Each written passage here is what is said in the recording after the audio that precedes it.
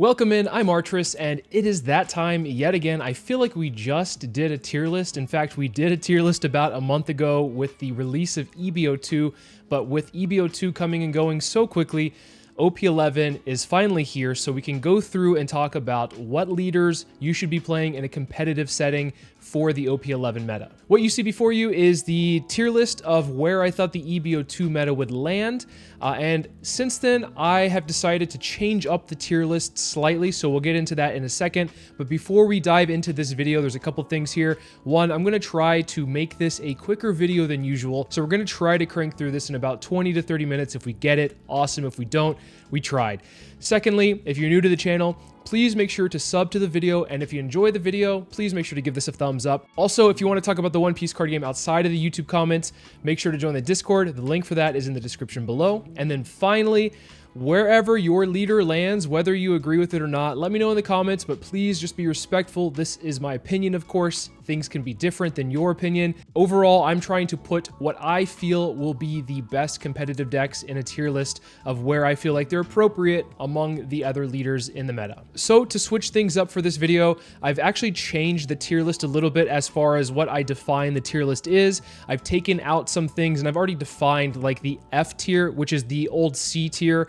So the F tier is now just the leave it locals tier list. All of these decks could be viable in a local setting, but you probably are not going to want to take them to a competitive setting. So we're not going to go over those as a whole. If your leader's in here, I'm sorry, but it's not meant to be offensive. It's just my opinion. Of course, I've taken some things out of the F tier and some things out of what were the C tier and moved them to the bottom to talk about. And what we'll do for this video is go over the S, A, B, and new C tier. So for the S tier, these are decks that I expect to win big tournaments consistently and constantly. When you're watching the Eggman videos and you see that the pie chart has a big portion of it for one leader, you should expect to see this leader, like these S tier leaders, for the bigger portion of those pie charts. So that is what the S tier is. You should expect these to win tournaments.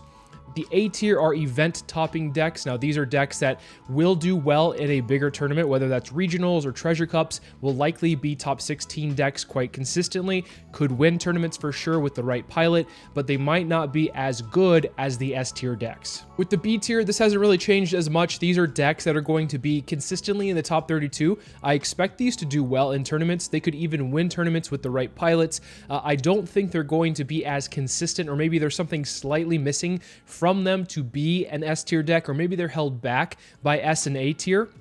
But overall, these decks are still really good, and I wouldn't blame you if you took these to a bigger tournament. The new C tier is what I consider to be rogue decks. Now, these decks might have the potential to do well. I don't expect them to really pop off at big tournaments. Maybe a few will sneak into like a top 32, and maybe some people will be able to pilot them even better than that. But overall, these decks I feel like have untapped potential, or maybe are missing something just a little bit more to put them into that competitive circle overall. As I mentioned, I moved what was previously the C tier down to F tier, so that's going to be a bigger one overall. And don't get me wrong, an F tier deck does not mean it is bad. I just don't think that you're going to be doing very well in a competitive setting, but please prove me wrong on some of these, because I do want to see a lot of these leave it locals decks into better tiers than what I put them at. So without further ado, let's get started into the tier list. Starting off with what we have previously, we have GP Luffy at the S tier from EBO2. I still think that this deck is the best deck in the format, even with blue-purple Luffy coming into the fray. I think everybody's expecting blue-purple Luffy from OP11 to be the best deck, and I do think that it is probably going to win or probably top the most. However, I think that GP Luffy has the highest ceiling and will reward the best pilots and the most skillful players as a result. I do think that blue-purple Luffy, which we'll get to later, is a very powerful deck and has an innate broken ability, but GP Luffy, I think, at the end of the day, is probably going to be a better deck because of the consistency pieces in the early to mid game, so that you can actually really push those advantages and get yourself ahead to where your opponents like blue-purple Luffy might not be able to come back. That being said, I'm going to leave GP Luffy at the top of the S tier. I don't think that this is a tier 0 meta, by the way, so I'm not putting anything into like a tier 0, but GP Luffy for me is definitely an S tier deck. Zoro is a deck that I think will always consistently be an event topping deck, or at least like an S tier deck. I don't think he's quite meta defining for what he is. I think the meta is going to certainly be defined by the blue-purple Luffy and the green-purple Luffys, but Zoro is still a really solid deck, and I expect him to do very well and have a very strong matchup spread into the top decks, but I don't know if he's going to be consistently winning tournaments. I'm going to put him down to the A tier for now, and we might move these around as far as like the strength within the tiers, but in the meantime, let's go ahead and just get these things established at where I feel like they might fall. Shanks, unfortunately, does not really take much advantage of the new starter deck. Of course, the 9-cost Shanks is really good for most red decks, especially the Shanks leader in general, but I understand why a lot of people find Shanks or called Shanks a bait deck after playing him for the EBO2 meta. The problem with Shanks is that he is not very consistent. What you get is what you get. You know, you can't really draw into anything more. You do have searchers, but you don't have that many searchers compared to something like GP Luffy, which could run upwards of like 16 searchers. Shanks only has like 4, and sometimes if you want to run the event that's a searcher, that's not really one that you're going to want to run because of the fact that it is counterless, and so you basically just have 4 searchers overall with the Utas, and that's not really great. The control variant of Shanks, I think, is slightly better than the rush variant because of the fact that you can answer the board of like GP Luffy and even blue-purple Luffy, of course, but Shanks I don't expect to do extremely well over a course of the OP11 meta. I'm actually going to move him down to the B competitive tier. I do expect him to be in the top 32 of a lot of tournaments, but I don't expect him to really win that many. And as we've seen in EBO2, he's definitely fallen off from the meta from where he was really king for OP11, or sorry, rather OP10. Moving on to Teach, I think Teach is going to be a deck that is definitely going to be reckoned with. I don't quite think he is an S tier deck, though. I think he's like on the cusp of being meta defining where people have to play around him. I think the biggest problems for Teach right now are having to deal with GP Luffy, which with the new 6-cost rush restand Luffy from EBO2 makes running into that deck a lot harder. Of course, Teach can up the liberation, and with the starter decks, Teach has a nice package, some new support, of course, with the 7-cost Blackbeard. You also have like the 6-cost Kuzan blocker. You have some new set of 2Ks. You have new tools at your disposal, but I think that the deck still operates the same. It's still powerful. It's still kind of annoying for a lot of people to deal with, and you do have to respect Teach overall because I think that good Teach pilots will be able to pull out victories where they probably shouldn't be able to normally. And so as a result, I'm going to move Teach down slightly to A tier. I think that Teach will probably be the top of the event topping decks, but I don't think he's going to be really shaping the meta. I don't think people are going to be playing around Teach as much. The decks that people will be playing around will be the purple Luffys for sure. Speaking of purple Luffy, I definitely think that this is an S tier deck for me. I think that this really takes advantage of the 8-cost Katakuri that comes out in OP11, and that blocker is quite the nuisance to get past, and I think that it has a really strong answer into a lot of the meta decks, and I think can really pop off against things like blue-purple Luffy, and has a better matchup against like Zoro, for instance, than it used to. I think it changes up its deck list overall. I've seen people start cutting the 7-cost Luffy Taro. You can keep it in if you want, but I think that there are more variations on how you can build out purple Luffy overall. I think that this is a really strong deck, and I do expect it to do well in the OP11 meta. So we're going to keep it in the S tier, but it's not quite better than GP Luffy, and I don't think it's quite better than blue-purple. So obviously, spoilers, I think blue-purple Luffy is definitely a very strong contender, if not the best deck overall. So we'll get to that later. I keep talking about it, we'll get to it later. But for now, purple Luffy is going to be in the S tier. On to Doflamingo. I am not quite sure if Doflamingo is quite as strong as we used to have him be. Obviously, with the bans in place, Jinbe being gone hurts Doflamingo quite a lot when it comes to the aggression, and you have decks nowadays that are able to answer Doffy a lot easier than before. I do think he's still strong, but I don't quite think he's an event-topping deck, and I would like to move him down a little bit. I think he might still be somewhat competitive or on the rogue tier because of the fact that, well, he does do really well at getting a lot of bodies out and have great value. You can actually build him more of a control variant, like mid-range control, putting in more like gravity blades or red rocks, but with things like stage in the green-purple Luffy matchup, that really just puts a hindrance in being able to do well in that matchup overall. And then, of course, with green running things like Electrical Luna resting or keeping everything locked down is going to be really tough for him.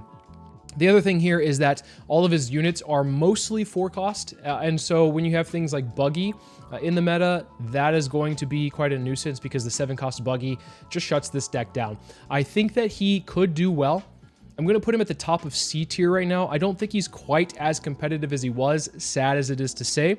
I do like the deck, but I think that there are other decks that are just doing better overall with what their game plans are. And as a result, they kind of just shut down like Doffy's ability to really take over a game. Red Green Smoker is actually in a very interesting spot where there's a lot of red navy support that comes out for the Koby leader, but actually Red Green Smoker takes good advantage of that as well because Red Green Smoker has the navy type and buffs up the navy cards on his side of the field on his turn. I don't think he's quite as strong as maybe like the third best in the A tier. I think he's still a very strong deck, a great answer to things like Green Purple Luffy. And of course, when you're running Hody Jones, that's definitely going to be a great card in order to answer the Blue Purple Luffys out there. I think he's still in the A event topping deck, so we'll keep him here, but we'll move him towards the bottom of the A tier. All right, on to Bonney. I think Bonney is definitely still a strong deck overall. Bonney has a great answer with the 8-cost kid into Green Purple Luffy. Purple Luffy has always kind of had some struggles with Bonney as well, being able to rest like a body a turn. And when Purple Luffy's only really playing one body a turn, as opposed to like Luffy Taro into Sangoro, Bonney does do well into those decks. Bonney also got some support with the starter deck, although I will say that the support that came out in the starter deck doesn't necessarily directly correlate to the strength of Bonney. I think that those support cards are better in other decks.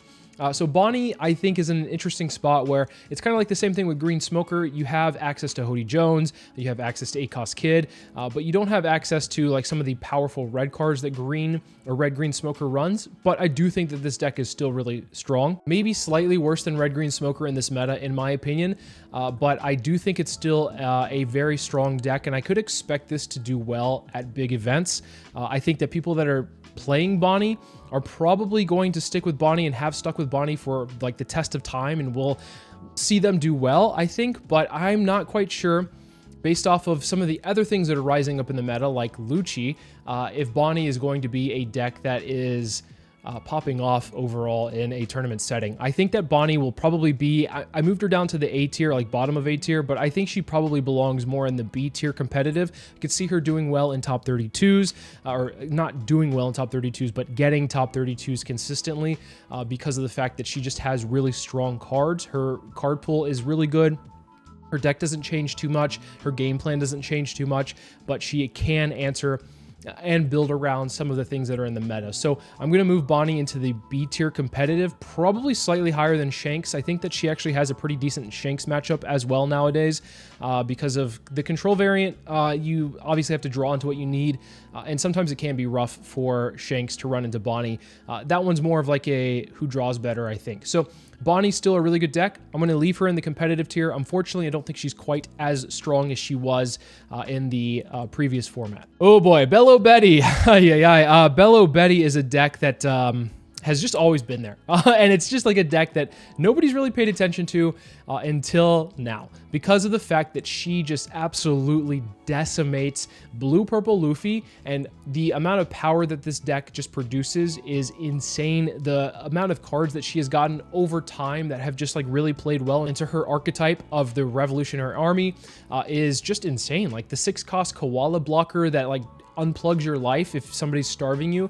Why was that card made? Karasu, an insane card as is, just being able to minus 1,000 on play and when attacking if it's 7,000 power or more. Just too good. So Belo Betty to me is the top of the A tier. I don't think she is quite meta defining. I don't think people are going to be really playing around her to begin with. I think though she is a great answer to a lot of the top decks, and as a result, we'll see her do very, very well in the OP11 meta. Alrighty, on to Lim. I think that Lim hasn't really changed as much. There's not a lot of support that comes out directly for Lim. You could work around some of the things that maybe came out in the starter deck for Bonney with the 10-cost law and Beppo. It's searchable off of the 1-cost law if you are running that package. Not everybody is, but Lim is just a good deck that will be able to ramp up fast and at the same time spit out bodies that are about 6k in power, which that's the threshold which we're looking for. We're trying to hit 6k in power for a lot of the bodies that are hitting the field in this meta so that it swing freely into things like Blue Purple Luffy, Green Purple Luffy once he uses his leader ability. Those are the decks that we have to look out for. And it goes really wide and it goes wide fast. But the problem is this is a dice rolly deck. So if you do go second, the gameplay is a lot harder for Lim. I still think Lim is worth playing at some capacity, but I don't think she is quite as competitive. And to be honest, I don't think we'll see a lot of Lims played in general. So I'm going to move Lim to the rogue tier. I still think she's good. I don't think that much has changed for her deck. I just think that the amount of power creep we're going to experience in this meta based off of what is coming into it will ultimately change what we thought were really good decks. Not saying that this deck is bad, but I think that this deck doesn't compete as well as it did. I think it does have options into the meta, but we'll see how it does overall. On to Usopp, my beloved. Unlucky. He is not really doing so hot, in my opinion, in the OP11 meta. I think with the EBO2 meta, he was also in a really rough spot where I think you just kind of had to play like go wide as fast as possible and then King Kong gun what you could. And I think that the same still applies now. But the problem is sometimes the consistency is just not there. Obviously, you have a lot of searchers, but you know, if you don't find stage, your games are awful. And trust me, I didn't find stage a lot. And so that was a problem when I played Usopp. I do think Usopp is still worth playing at some capacity, maybe as like a fun deck. He's still, I think he's a rogue deck in my opinion. I think he can do well, but I don't quite think that he is going to be as strong.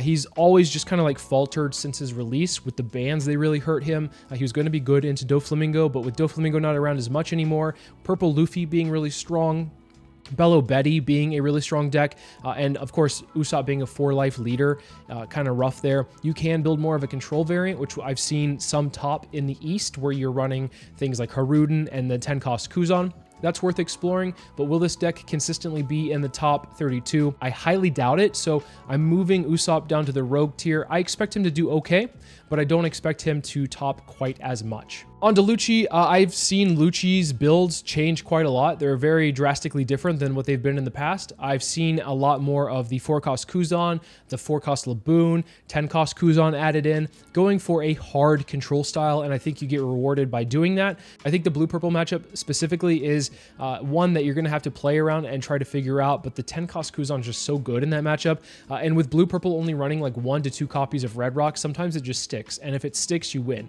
Against the green-purple Luffy matchup, that's one that is favored for Lucci, but I think that not every Lucci player is amazing, and I hate to say that, but it is the truth.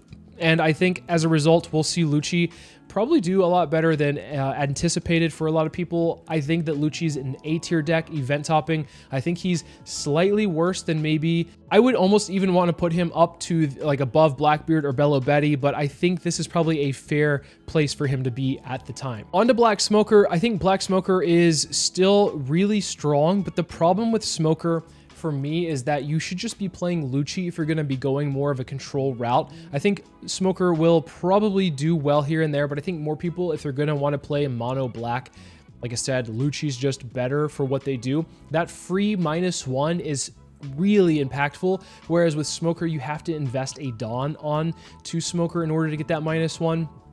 I don't think that's quite nearly as good, although I will say that Smoker still is a strong deck. I will probably not keep him in as high of a competitive tier as possible, but I think he could build a similar build to what Lucci has right now and probably do pretty well. And so I'm going to leave Smoker in the B tier competitive, but I think he'll probably be towards the bottom half of it, just because of the fact that Lucci will be a lot better at removing things and getting that free value off of the mill, free value off of the -1 for the swing. Smoker has to have a little bit more setup in order to work, and as a result, we'll move him down towards the bottom end of competitive. I don't think he's quite rogue. I think he has what it takes to do well, but I just don't see him doing consistently getting top 32 as much. Maybe here and there, maybe once in the course of the OP11 meta, maybe not at all, but we'll see. I think though that Lucci is better. Vegapunk really took EBO2 meta by storm, and I think that Vegapunk is still a very strong deck, even though he doesn't get any support for the OP11 meta. I think he doesn't really need it. He has a lot of bodies that swing for 6k naturally, which is very good against a lot of the top tier decks. He goes wide very fast, and he has a lot of triggers in life, meaning more bodies to come out. With the new 5-cost Vegapunk blocker, that's also a great addition to the deck. I think he's still competitive.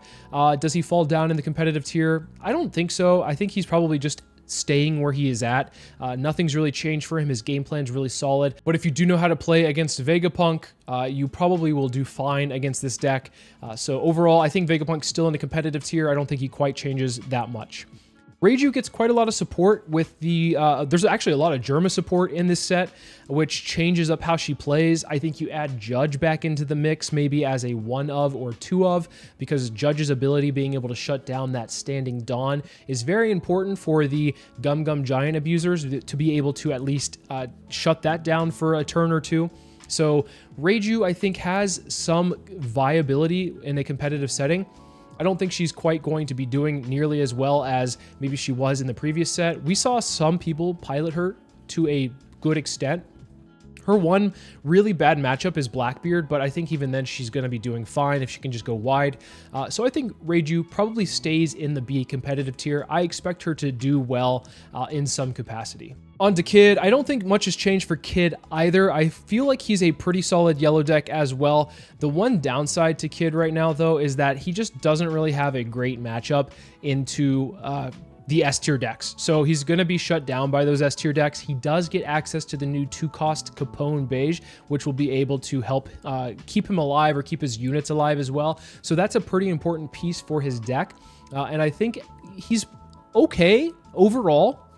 The downside to Kid overall is just like he doesn't have a lot of go wide, and he doesn't have a lot of like healing capabilities outside of the 7-cost Law or tapping out for the 10-cost Ace, which I guess that's fine as well. But he's still a strong deck overall. I think he's decently competitive, so we'll leave him probably. I'm going to move him down a little bit. He's like middle of the pack for me in the competitive tier. I don't think he's quite like top tier competitive for me, but I do think that the new Capone Beige really helps out that deck. On to Enel. Gosh, with Enel getting Raigo banned, and then all of a sudden you're cheating out with the blue purple Luffy, the 9-cost Sanji into another 9-cost body, it's going to be really overwhelming for Enel to have to deal with all of that. Of course, you can win as Enel versus that because of the fact that you just have sustainability with the 10-cost Rush Enel, the 10-cost Ace. You have things like 8-cost Kid, which you can put into the deck, which will crit that life, which is very important against decks like blue purple Luffy. So I feel like Enel is still like fine. I don't think he's quite rogue. I think that he could be piloted to some success. Is he better than Kid? He's probably around the same power level as Kid, maybe slightly better in my opinion. You do have access to the 1-cost yellow event that can KO a base cost of 5. So if you're going against decks like green purple Luffy and they play out Sanji and Pudding and use the stage to bump it up to 7, that doesn't matter. You can actually use that event. It's Gum Gum Red Hawk in yellow. So that's something to keep note of. Is he better than Kid? Yeah, okay. I think he's better than the Kid yellow deck. Is he better than some of these other decks? Actually, yes. I think he's a little bit better than people might give him credit for. So I'm going to put him above the Vegapunk and the Reiju leaders.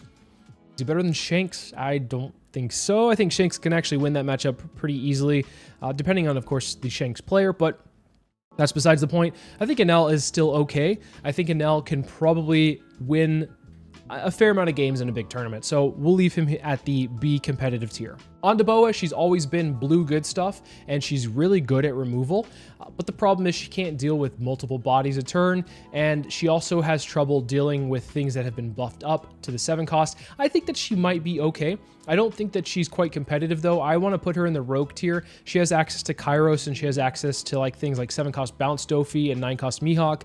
She might be running 10-cost Kaidos to draw more.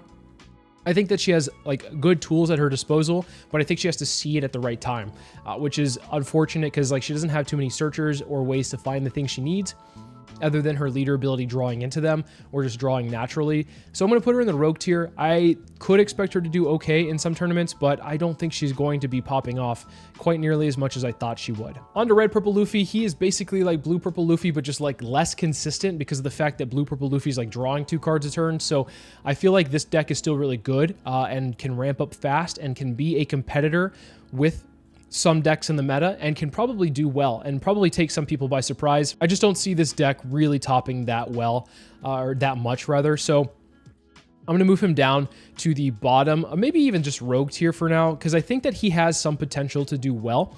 Obviously, being able to have the access to the 4-cost Frankie 2K counter could be something we could see in this deck, and then buffing all of his characters up when an opponent uses an event.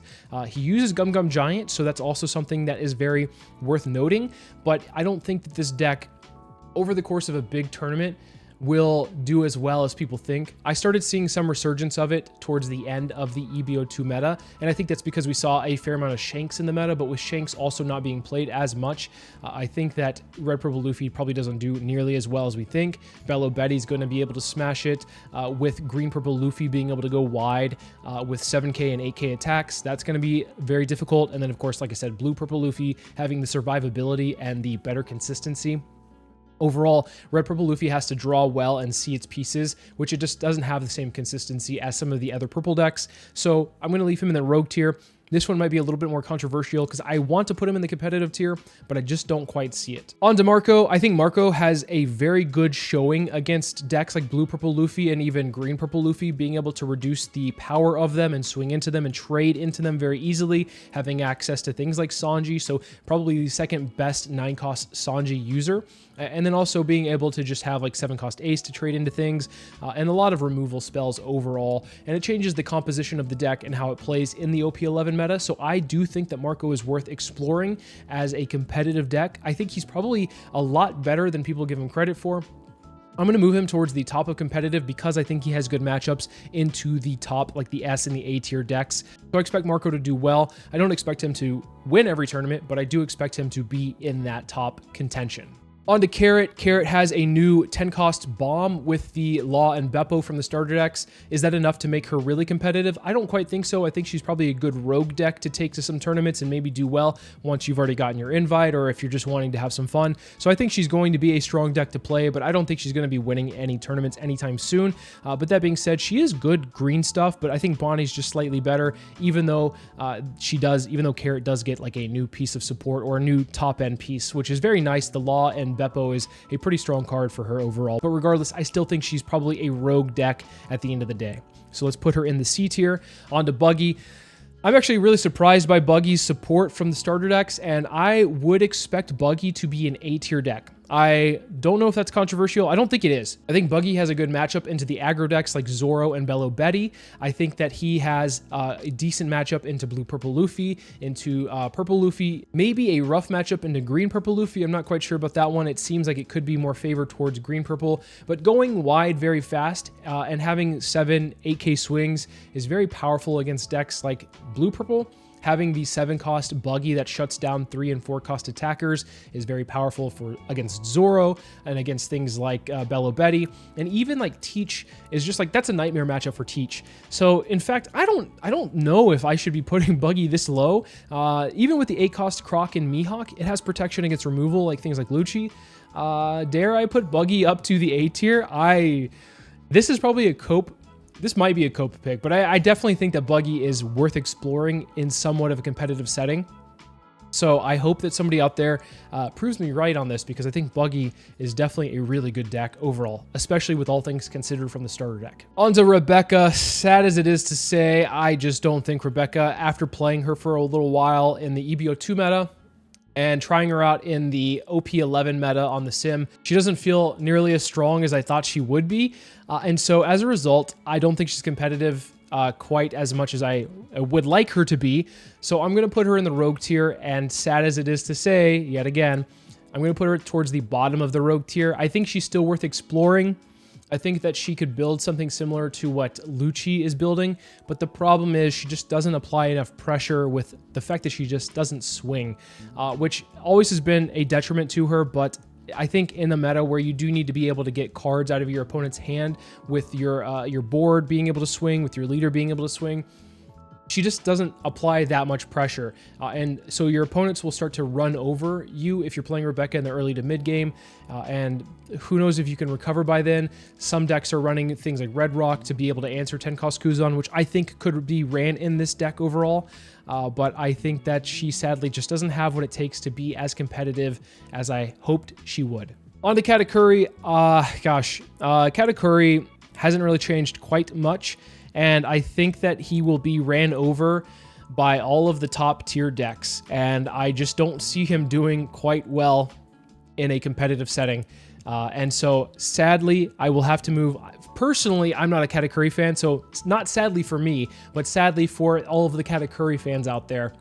Katakuri will likely have to move down to rogue tier. I think he's better than like a Rebecca, for instance, but I don't think that he's quite competitive. I don't expect him to do well in a big tournament. Same thing goes for Kalgara here. Kalgara is in a very interesting spot where he did get some support from the EBO2 meta with the 10 cost. He's going to get more support in OP12, so he could be a lot stronger then. I think he has a pretty decent playstyle right now, being able to cheat out bodies and go wide. And going wide is always really good in metas where you have 6k leaders, so you can just poke at them constantly. And the fact that like blue purple Luffy, and by the way, as you can tell, I'm comparing everything to blue purple Luffy because that's just how dominant that deck is. Being able to answer that deck or be able to poke into that deck is super important because the advantage that they get over time, being able to draw 2 cards is just too good. So if you are negating the fact that they're drawing that many cards, I think that's good. So I think Kalgara has a pretty good blue purple Luffy matchup. But I just don't see him being hyper competitive, unfortunately. I think he's a rogue deck that might take some people by surprise. If he goes to a tournament and plays against people, he might have some competitive viability to him, but overall, he's going to be a rogue tier deck for me. Where he falls in the rogue tier, not quite sure, but we'll put him kind of right here for now. On to blue, green, Zoro, and Sanji. I really like this deck in the OP11 meta. I think the fact that you have access to Hody Jones in green is just one reason why you should be running this deck. It does poke your opponent quite a lot for 6s and 7s and even more than that, and being able to go really wide is very important with this deck, which it can do very easily. It's running the new 4-cost Usopp from EBO2, which can cheat out a body. It's running things like the 2k counter package from EBO, or from OP11 rather, the 5/6s and all that, so that's important to note. But it does also have access to things like VV to be able to replenish the hand, and as I said, Hody Jones is super important in this deck. I think this deck is actually towards the top of the rogue tier. This is like the definition of rogue for me. I think if somebody actually practices with this deck and probably could be like secretly training with it, they could do well with this in a tournament, especially if they have just like the right bracket. If they go into a lot of blue purples, they could really just overwhelm that deck because of the fact that it just attacks a lot, gets a lot of value, has a lot of cards in hand, runs things like Pudding, runs things like Hody Jones. So I'm going to put Zoro and Sanji at the top of the rogue tier. On to Black Purple Luffy. This is, I think, going to be quite the competitive deck. I actually think that with the new starter decks, this is worth exploring as a, fellow Gum Gum Giant user. This leader is quite strong. The 6-cost Rush Restand Luffy from EBO2 is good. Like I said, the 6-cost Luffy in that deck is really good. It buffs all of the characters by +1 cost. So Sanji, Big Mom in Blue Purple Luffy can't remove the threats off the field, which is really annoying for them. And then you're poking them down quite a lot. Your leader becomes a base 7k. You can run things like Time Walk Luffy, which is quite the nuisance for some of the top decks. So I'm going to put Black Purple Luffy, I'm going to put him towards the top of competitive. This also might be a cope pick, but I definitely think that this deck is really good. I don't know if it's quite event topping. It might be, but we'll have to see based off of what people are cooking in the States and obviously Europe as well. I guess the West in general with the starter decks, because we do get those at the same time as OP11 release. So I would be on the lookout for this deck because I do think that this deck is really good. On to Newgate. I think Newgate is just strong as ever, but also weak as ever. He's like the middle of the pack. Sometimes he has really good matchups. Sometimes he has awful matchups. And the fact that Blue Purple Luffy has Pudding in its arsenal, and there's going to be like things like Buggy that might run Pudding. There's a lot of Pudding users, can really be really crappy for Newgate to have to deal with. But you do have access to the Frankie blocker, or not blocker, but the 2k counter rather, that if your opponent uses an event, all of your characters gets plus 2,000. It's searchable if you're running the Straw Hat version, which is what most people are running nowadays anyway. So I think Newgate is actually still a pretty good deck. We've seen a lot of people top with, not a lot, we've seen a few people top with Newgate. So I think Newgate will probably still be a rogue deck, probably a lot higher than what I had him at. So I'm going to put him towards the top end. And obviously being a 6k leader is just good in general as well. On to Red Green Oden. Nothing really has changed for this leader. The EBO2 support's really solid for it. I think that this leader is going to continue to just be like a pub stomper at locals and could do well in a bigger tournament. I have seen some people take it to Treasure Cups and regionals and done well for the first like 6 or 7 rounds and then start to like taper off a little bit once they get to like the really hyper competitive decks. But this deck can really hit hard and fast, and as a result, I think can overwhelm some opponents. I'm going to leave Oden in the rogue tier. I don't know if he belongs higher or lower. Middle of the pack or upper pack is just fine for me. Green Yellow Law, however, doesn't belong in the rogue tier anymore, in my opinion. I believe that this deck with the new 2-cost beige becomes a event topping deck. I think this deck actually is quite competitive, and I would expect this deck to do well because of the fact, once again, green having access to Hody Jones, which is the direct answer to any deck that runs Gum Gum Giant, is huge. And so Green Yellow Law is, as a result, going to be a deck that I'm on the lookout for to do well at big tournaments. I think that there are people that are probably practicing him right now, and he might feel not obviously the same as Red Green Law, but I think there's like some level of competency that you have to run this deck at for it to do well, and I think that those people will be rewarded for it that have been practicing it up to this point, especially with all the support. The Kid and Killer from the starter decks, which I failed to mention, that's also something that goes into the deck, adding more consistency to it overall. This deck is very scary, and I do expect this deck to win some tournaments. Blue-Green Rosinante, I think hasn't really changed too much with its build. It's got some EBO2 support. It's kind of annoying to deal with, but I don't think that this deck is going to really do well in a big tournament, especially being a 4-life leader. You do have access to Hody Jones, of course, so there are some matchups where you are favored that might be in like the S tier decks, but overall, I think this deck still just belongs in rogue tier. This one has kind of always been in a rogue tier for me, and I think that it will continue to be so. I think some people will pilot it and do well with it, but overall, I don't expect it to do super hot in big tournaments. Red Yellow Sabo, for me, I'm going to move this up instantly. I definitely have seen some builds of this deck that have really done well into decks like Green Purple Luffy, Blue Purple Luffy. Just the thing is, I don't think a lot of people are playing it, and I think that over the course of a tournament, sometimes you can just not see your pieces because there's not a lot of card draw to the deck. The fact that, you know, you can build it a couple different ways is really interesting. You can build more of like the Three Brothers build where you're like cheating out like Luffy's and Aces and really pressuring your opponent, and your leader becomes like 7k base. I've also seen the Revolutionary Army builds where you're shrinking your opponents down by playing Karasu. So a couple of different builds there. I think it's really good, but I don't think it's quite competitive in a sense where it's going to be winning or hitting top 32 at a lot of events. But I do think that this is a deck to at least be aware of and look out for. Nico Robin has, like, as a side result of some of the other decks getting support, has gotten support of her own. The 6-cost Rush Restand Luffy from EBO2 is a pretty good choice for this deck, as is the new 6-cost Luffy that buffs your multicolored Straw Hat leaders up by 2k, or the base power to 2k, so Robin can actually really use this.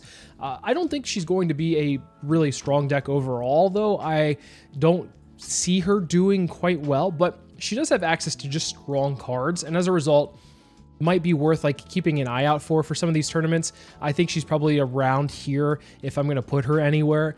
She could run 8-cost Katakuri as well, which she's running purple, so that might be something to put in. And of course, she can have access to Gum Gum Giant, but she's just not nearly as strong as some of the other purple multicolored leaders or purple leaders that are in Straw Hat. So I think that Nico Robin just kind of has always struggled a little bit in the meta. She could be worth exploring. She's definitely a rogue deck, in my opinion. Chopper doesn't change too much, but he got some good support in EBO2. I think that he just goes really wide and can build a board quickly and can overwhelm some opponents, so worth keeping in the rogue tier, but not quite competitive and by my definition. Red Purple Sugar actually was a competitive deck in some instances in the previous format, and I was surprised to see some Sugars do well and make it to top tables, but overall I don't think Sugar is quite going to be one of those that's going to consistently perform, so I'm going to keep her in the rogue tier. She might be moved down a little bit, but as a result, I don't really think it's worth moving her at all, so I'm going to keep her in the rogue tier as well. She doesn't get too much support. Like, Red kind of just like loses out on this set. There's not a lot to like write home about for Red. A lot of it is the Navy support, which doesn't really apply to a lot of leaders in general.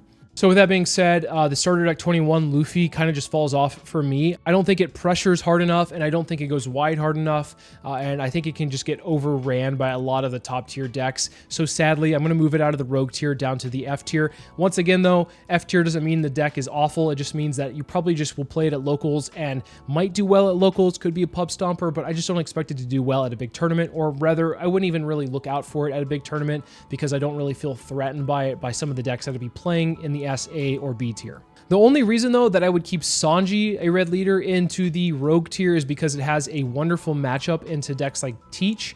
So I'm going to put him at the very bottom of rogue just to keep an eye out for that. But otherwise, I don't think that his matchups are really good across the board outside of that. And he's pretty much like a leave it locals deck for me, but I'm going to leave him in the C tier for now. On to Green Uta. I think that there's a few people that have been playing Green Uta for a while. I know a few people at locals that do play Green Uta and do well with her. And even those people going into OP11 have decided to switch off of the deck.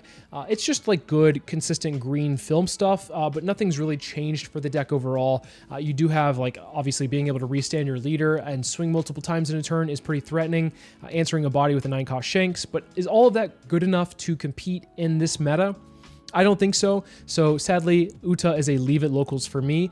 So we'll put her in the F tier. Mono Blue Nami doesn't really change much either, but Mono Blue Nami might have some good matchups into some of the top tier decks, whether that be Purple Luffy or whether that be like Blue Purple Luffy, because of the fact that Blue Purple Luffy just like does one swing a turn for a couple turns. That could be a reason that Nami could be good. She's going to be struggling against decks like Zoro and Belo Betty and maybe even Green Purple Luffy to some extent, but she could have some decent matchups into the other meta decks. But I don't expect her to do well unless you are unlikely hero. So that's like, this belongs in a tier of its own because of that player. But this deck outside of that is not super hot. She's still probably worth exploring as far as like a rogue deck might go, just like testing her out and see how she does overall in the meta. But yeah, I think she still belongs in the rogue tier. Green Purple Doffy, this one for me is probably going to be just like a leave it locals. Nothing quite changes for it. Green and purple have overall been strong, but they don't really benefit Doffy in my opinion. I think that Doffy sometimes they get a little bit greedy with as many like 1-cost searchers that they play out and then build up a huge hand. They get a bunch of like 10-cost and then it goes all away when you play Pudding. You do have access to Hody Jones, of course, but I just don't think that this leader is quite the leader you're going to want to take to a big tournament. So let's leave him at the locals for now. Foxy is very interesting because it can lock down 2 characters a turn and go very wide. So who knows? This could actually be a decent leader to bring to some events, but I don't expect this leader to top as nearly as much as maybe it did in the past, if at all. I don't even think it topped that much in the past, but I think the leader ability alone is worth keeping it in the rogue tier. Being able to lock down Green Purple Luffy, Blue Purple Luffy, and 1 or 2 bodies is really nice. And you can also build like some top end with like the 9-cost Rush Luffy, which I think is going to be a staple for a lot of purple decks because it's just a great swing into 6k leaders, which this leader can really run and take advantage of as well. So we'll leave him in the rogue tier. Green Oden is more of like a meme deck in a sense where he just has like that really strong combo and can really pop off, but his hand size goes down super low. I think it's a leave it local deck for me. It's a really fun deck, but I don't think it's quite one that you're going to want to see at a tournament because like if you see it at a tournament, you're probably going to be able to win that one pretty freely for the most part. I hate to say like speak downly on it, but it is one of those decks where you do your combo like turn 1 or turn 2, and then the rest of the turn you're like begging for cards. So if your opponent plays it right, then they can just probably win it pretty easily. Yamato, I think, is probably a competitive deck with the amount of support it got from the starter decks. I think that this deck is going to probably do well at the beginning of tournaments, or the beginning of metas, or the beginning of the OP11 meta, rather, because of the fact that maybe not a lot of people have played against it recently. It could do well against 4-life leaders like Green Purple Luffy. 3-life leaders, I feel like it might do well against Blue Purple Luffy to some extent. The fact that it has like 8 banishers now and a lot more support makes this deck really strong. So I'm going to move Yamato up to the competitive tier. Black Red Garp, sadly, I'm going to move down to the leave it locals. I do see the merit in running this leader, and it does get some support in both red and black with like Koby support. But unfortunately, I just don't see this deck doing very well over the course of a huge tournament. It does have some interesting combos. It does have some nice support, as I mentioned, but will this deck win a tournament? Be honest with me. Do you think it will win a tournament? I don't think it will. Will it top 32 a tournament? Have we seen it top 32 a tournament? No. So I'm going to move it to the leave it locals. On to Red Green Law, this deck has kind of just not done anything. I'm always keeping it in a rogue tier in hopes that somebody can do well with it, but I just don't see it doing well. I haven't seen it being played in a while. Does it do well with maybe some of the new support from the Bonney starter deck? It could with the Kid and Killer, might find more Supernovas. There's a new like Supernova or Straw Hat Crew, Luffy from the red starter deck. Are these things good enough for Law to do well in a big tournament? If Green Yellow Law can do well in a tournament, can Red Green Law do well? It doesn't run the same stuff, which is why I don't think this deck is going to really do well in the OP11 meta. Its time has been had, so I'm going to move it, sadly, down to the Leave It locals. This could have more potential. I could be wrong on this one, but I definitely don't see it doing well at big tournaments. Same thing applies for Red Purple Kid. Once again, this is a really strong deck when it comes to like a local setting. It's a pub stomper. Your opponent's not going to expect it. But will this deck do well in a big tournament? No, I just don't see it. I just don't see it at all. Sadly, I wish it could do better, but not all my wishes come true, so we're moving it down to the Leave It locals. Queen, however, even though Queen hasn't really done too much in what we've seen any competitive setting overall, I think that there is a new card that came out this set with the 8-cost Luffy, the secret rare, that will be able to pitch a card from hand and bounce a 4-cost back to the opponent's hand.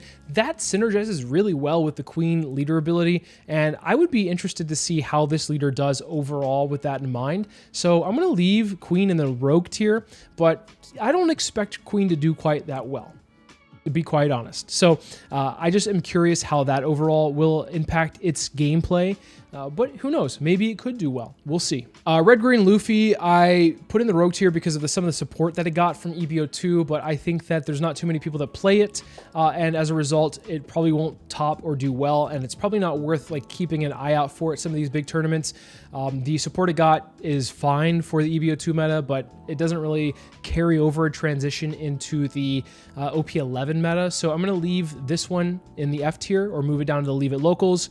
Keep in mind that anything in the F tier is just kind of like a free-for-all, unless, of course, it's like down here.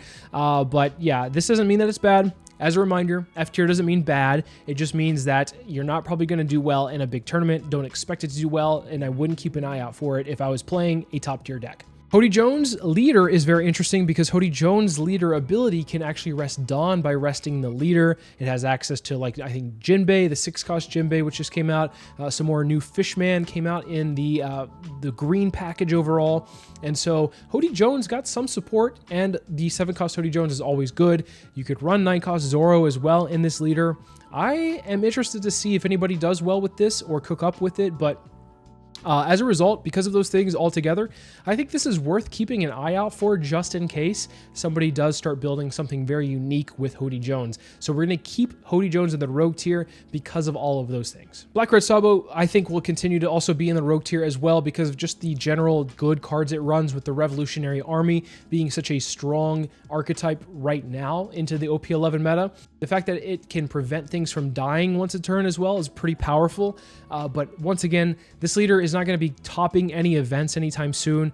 It could sneak into a top 32, but I would want to keep my eye out for this because there might be some interesting builds with red, black Sabo that could do well overall. So let's keep our eye out, but don't expect too much. Blue Yellow Ace got EBO2 support, and it's kind of like in a starter deck 22 waiting room. So this one is on the cusp of being a Leave It local deck. Also kind of like could be a powerful deck depending on, you know, how you see your cards, or I don't know. The downside here is that you just don't have good card draw unless you're running Sanji's Peel-Off, but those are spots in the deck that you might want to run something else in as well. It does have access to the 8-cost Luffy, which could be interesting for this leader. But I think there's a better blue-yellow leader that you would want to play instead. So let's keep Ace in the Rogue tier to keep an eye out for just in case some people do well with it, but I don't expect it to do well overall. Arlong, however, is a really surprisingly powerful deck. I've played against it recently, and I was surprised at just how aggressive it was and the amount of just power it has with the new Buggy from EBO2 having the double attack on play. You have access to some new Fishman that have triggers like Lord of the Coast is a really good one as well. I think Arlong is worth keeping in the Rogue tier, and I actually think bumping up towards the top of the Rogue tier. I think this leader is a lot better than I think a lot of people think or even give it credit for. I know I've said that a lot where people haven't given credit to some leaders. I think Arlong is one of those that has, you should put some respect on his name. So yeah, I'm going to put Arlong up here around maybe the top top middle of the rogue tier. Pretty strong deck in my opinion. As I mentioned, the F tier, leave it locals, all of these I'm going to keep here. I reviewed over them before starting the tier list. Again, I did take the liberty of moving some things out because I wanted to talk about a few leaders that were in some of these. First being the starter deck, 2-day 3Y Luffy. I think that this leader is, with the 8-cost Garp, decently playable and could be a rogue tier deck. I know that Eggman has been cooking with it a little bit, but outside of that, I do think that this leader could have some potential to be a strong leader because of the fact that it buffs itself up to 6k on attack and defense, and it has the 8-cost Garp, which is really just great for this deck overall. It has the 7-cost Sengoku, so it's kind of like a Black Navy deck with a Luffy leader as its helm, but it doesn't make sense that that works, but it does. So we're gonna move this Luffy up to the rogue tier. I don't know where it falls in the rogue tier. Let's just put it middle of the pack just to be safe here. On to Red Purple Uta, I think that the Shanks starter deck was more so meant for the Red Purple Uta starter, and as a result, I'm actually going to move this into the rogue tier, something to keep an eye on. I don't think this is going to really perform too well, but I think it's worth considering maybe trying some of the cards out and seeing how they do overall.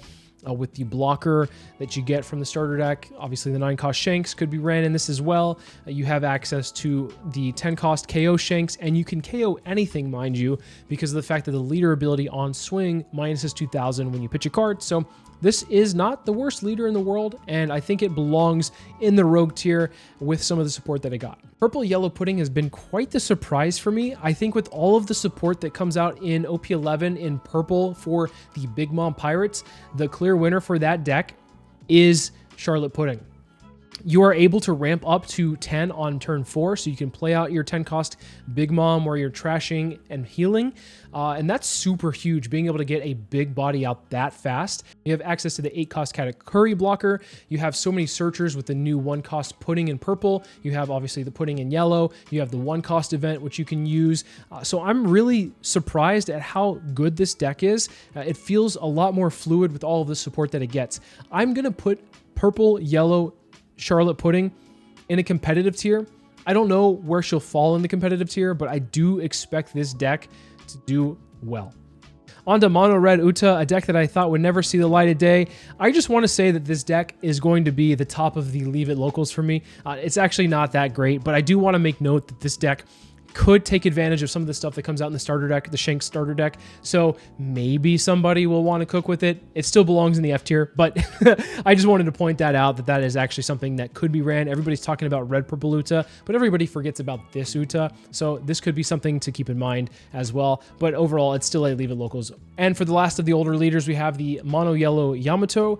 This, of course, has some new support with the Yamato starter deck, so that this deck specifically can take advantage of that, and it also has a way to search out the 9-cost Yamato. Overall, could be worth exploring. I'm going to put this deck at the C tier, bump it up from the F tier, or bump it up from the Leave It Locals tier, rather, and maybe this is worth exploring a little bit. Don't expect too much from it, but I would keep an eye out for it, just in case this does actually start to pop up a little bit. And then finally, onto the new leaders, we have Red Black Koby. He is a 4-life leader that says your sword characters can attack characters in which the turn they're played, so kind of like a Dressrosa Coliseum effect overall, so very interesting there. The second part of that is once per turn, if you have a Navy character with 7,000 base power or less and it would be removed from the field, you may instead put 3 cards from your trash to the bottom of the deck and prevent that removal, any kind of removal, whether it's bottom decking, trashing, KOing. So that's pretty good overall, very nice to see that. But does this leader do well in the overall meta that we have? I don't think it's going to be a super competitive deck. I do think that it has some viability and it's worth exploring. I think that this leader, because it can drain your opponents from resources by attacking into characters the turn in which your characters are played. You also have access to be able to attack active characters with this leader. So all of that is very interesting.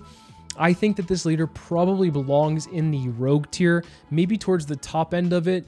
And I expect this leader to not do like hyper well at huge tournaments, but I do think that it will probably sneak into a top 32 here and there. I think that its play style is very unique, and as a result, people might not expect or know how to play against it.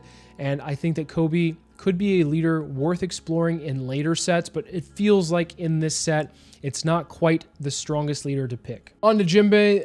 This is a 5-life green leader that says, end of your turn, if you have 6 or less cards in hand, you can restand one of your Fishmen or Merfolk, and then also restand one of your Dawn. Very interesting effect there, but I don't really find this leader super powerful. I do think that, of course, being able to have access to Hody Jones and green is very powerful in itself. Being able to search some of that stuff out is also pretty powerful, and you have access to some new like 1-cost events, which will be like plus 3,000 and then rest at 3 costs. Jinbe is just fine. I think that the Fishman Merfolk package overall gets some buffs, but it's not really worth running in a competitive setting, unfortunately. This is more of a more fun deck, but I do think because of the fact that it has access to Hody Jones, makes this somewhat of a rogue deck. I expect it to do okay. I don't expect it to do well. I probably will see this at some locals, and I might see it at a tournament like round 1, or if I get into the losers bracket, maybe like round 4, you could see it there. I just don't expect this deck overall to do well, but I do think that it has some viability based off of the fact that you do run Hody Jones. So let's put it into the bottom of the rogue tier just to keep an eye out for it. I don't think it's quite a leave it locals deck just because of the fact that you do have access to a couple of good, powerful green cards. Now, out of the green leaders that come out of OP11, I think Shirahoshi is probably slightly better than Jinbe. She reads, this leader cannot attack, and pause. I understand that probably sounds like, why is she better than Jinbe when she can't attack? She spams the board like crazy. So she can just reveal for 1 Dawn, like the top of her life. She can cheat out a Neptunian character card or a Megalo. So you have access to a fair amount of those. She has a lot of card draw. She has a lot of way of like manipulating life to like put that life back down so she can use her leader ability every turn. So overall, I think that this leader is worth trying to explore a little bit more than Jinbe. I actually think she's a better Jinbe in the fact that she does spam the board quite fast, especially with the fact that she can get 6 8s out really quickly. She runs things like Hody Jones. She runs like the new 6-cost Jinbe. She has access to a lot of good stuff. She has some yellow things as well that she could run into, like the Shirahoshi blocker is a good one to run. But overall, I don't think she's going to be hyper competitive either. I think she's a better deck to pick than Jinbe. Is she better than some of these other decks here? I'm not quite sure. She's towards the bottom end of Rogue. I think next set, both of these will probably fall down to the Leave It Locals, in my opinion. Unless, of course, they get amazing support somewhere along the way. On to Blue Purple Luffy. I've talked about this leader so much. The fact that it has been the point of the entire video, and like I'm comparing leaders that I've been putting into these tier lists to Blue Purple Luffy means that it is clearly the S tier deck for me. This leader, of course, at the start of your turn, if you have 8 or more Dawn, you can look at the top 5 of your deck, pick a Straw Hat Crew, add it to your hand, and then you can put those cards that are remaining at the top or bottom of your deck in any order. Insane ability. Being able to draw 2 and then stack your deck is just insane. It's just too crazy.